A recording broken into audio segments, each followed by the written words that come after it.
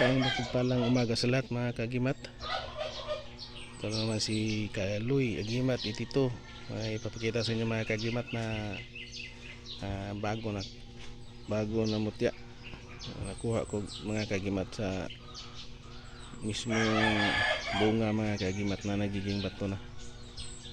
At maraming salamat sa walang sawang nakasubaybay sa aking munting channel. Big shout out na lang sa inyong lahat mga kagimat. Ito mga kagimat, papakita ko sa inyo yung mutya nga nakuha ko sa langka mga kagimat. Ito ay buto ng langka puti mga kagimat yan. Ito ay bato na siya mga kagimat, nagiging mutya na siya mga kagimat yan. At ang mutya ng langka mga kagimat ito ay nagbibigay ng swerte, lalo na kung may mga mga kagimat, may negosyo. Ayan mga kagimat, nagbibigay ng halina ng pao mga kagimat ang mutya ng langka. Kung titingnan natin mga kagimat yung bato mga kagimat, yan ay langka talaga yung itsura niya mga kagimat, di tulad ng ibang. Ayan ito ay na panglimang buto ng langka na ito nakuha ko mga kagimat na nagiging bato. Yan mga kagimat, ito ay nakuha ko sa hinog na bunga ng langka nga kinain namin.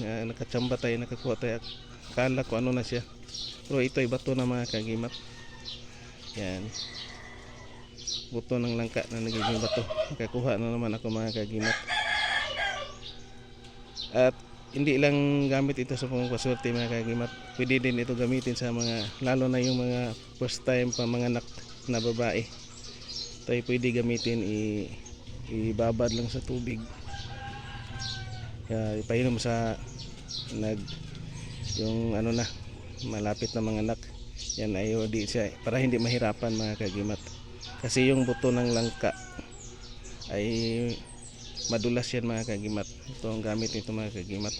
Kung hindi mga kagimat, yung ginagamit sa iba sa langis tapos ipahid sa tiyan, yan yung gamit din dito mga kagimat, yung mutya ng langka o buto ng langka na nagiging bato mga kagimat. Yan, nakatsamba na naman tayo mga kagimat. At maraming salamat mga kagimat. Ito, may mga bago naman tayo mga kagimat na nakuha. Please like, share, comment kung magustuhan yung video na ito mga kagimat. And thank you for watching, and God bless ating lahat mga kagimat.